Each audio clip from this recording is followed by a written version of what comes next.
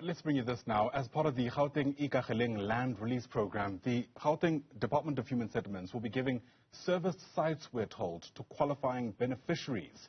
Recipients will all be drawn from the National Housing Registrar. Let's get you more on this now and bring in Tahir Sema, who's the Chief of Communications in the department. That's the Gauteng Human Settlements Department, and joins us via our video link tonight. It's great to have you on the program, sir. Thanks very much indeed for making time to speak to us.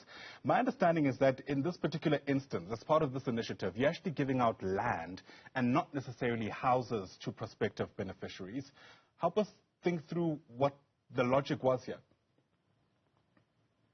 Yes, indeed, and thank you for having me. So the department has decided to give service stands to qualifying beneficiaries so that they may build for themselves. And this will assist to bring down the number of people currently on the housing waiting list, and it will also allow those who can to build for themselves. And then lastly, it will add much needed stock, affordable housing to the current housing situation in the province. Yeah, you know, for as long as I've been doing this, the waiting list has been quite long. In fact, we've always fielded concerns from people who have applied for houses years ago who are still waiting. Where are we now insofar as that list is concerned? And I think the official term is that it's the National Housing Needs Register, but it's really just the housing waiting list, isn't it? That's correct. You are indeed correct. The housing waiting list continues to grow on a monthly basis. Currently, the housing waiting list in Gauteng sits at about 1.1 million people.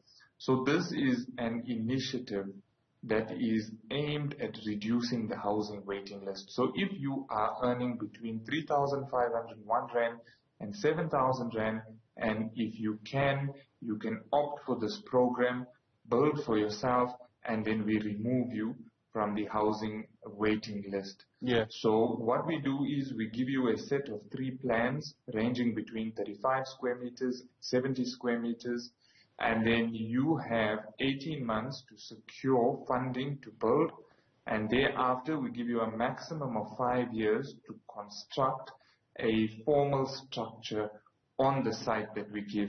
So we are giving service sites. So it has all the services on it, and what is required is if you qualify for the program, then you can build for yourself. So we're planning to give out about 6,000 of these service sites between now and July 2024, so that's this year. Sure. So 6,000 sites for a waiting list that's about 1.1 million. That suggests to me that we need a whole host of initiatives to at least even begin to make a dent on this waiting list. Indeed. So this is a new offering from the department, and we will definitely ramp it up. And when we ramp it up, we will also involve the private sector so that we can deliver at scale.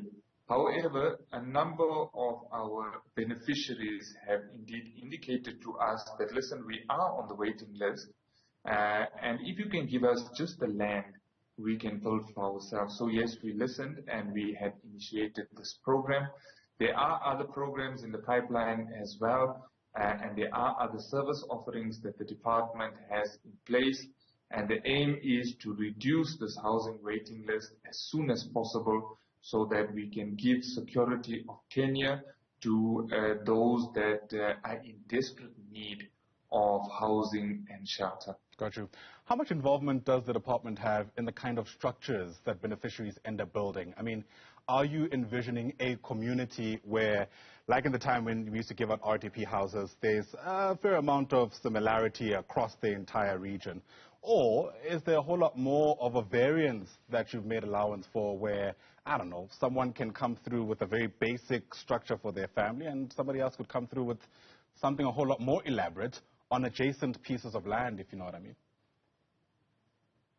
So indeed, we are giving some flexibility around that, although our intention is to make sure that there are formal structures on these sites that we hand over.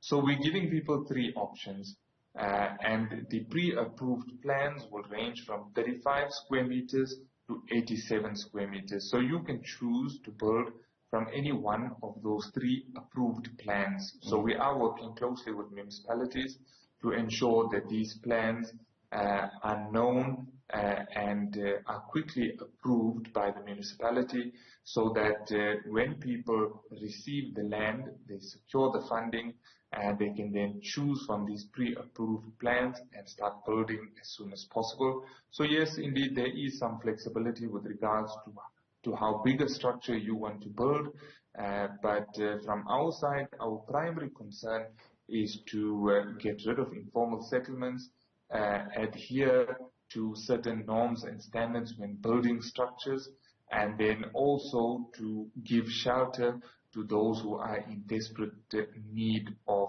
the shelter. So this is our attempt to do just that, and we are also committing to ramp up the program. We are talking to the private sector, where we have also made a call for innovative ideas as to how we can ramp up this program, although the demand on the ground, as we have seen, is huge. So it looks like this is indeed a program and a project that Gauteng residents are eagerly awaiting the rollout of. Of course, absolutely. Look, the flexibility is a good thing, I think, at least on the face of it. But there are also, I suppose, concerns around unintended consequences. What happens in an instance where somebody has built quite the structure, which ends up having a disproportionate burden on the grid? You know, there's all kinds of concerns now, of course, around how we use energy. And as we innovate and come up with different structures, there's going to be a lot of attention on just how much energy you're drawing, even in these new settlements. And I'm sure that's something the department has also thought through. Yes, we have indeed thought about that, and we will provide some advice and guidance to people who are building to make sure that they do not infringe on bylaws, they build as efficiently as possible.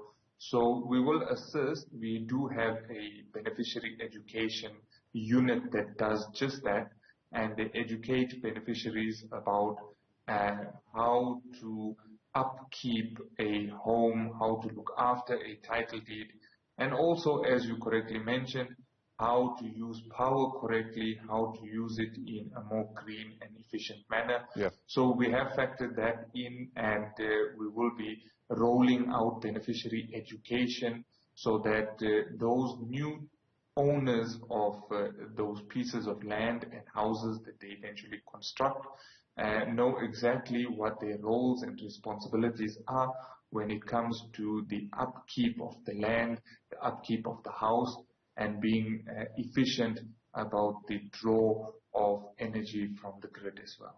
Yeah, briefly, if you can, Tahir, if people aren't able to build these structures after 5 years, what's the kind of, I can't think of a better term outside of ramification that comes their way?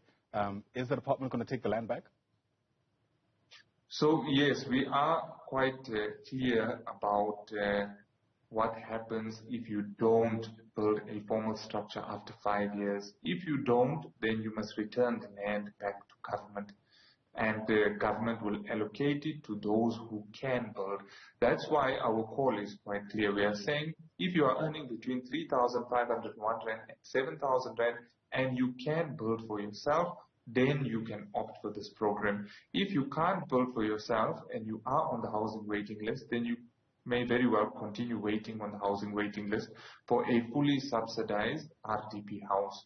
So this is only for those people who can and are willing to build for themselves, and they must be able to build that formal structure within 5 years, which I think is very reasonable. And within 18 months, you must secure funding to build that formal structure. All right. Tahir Sema, thanks very much for your time.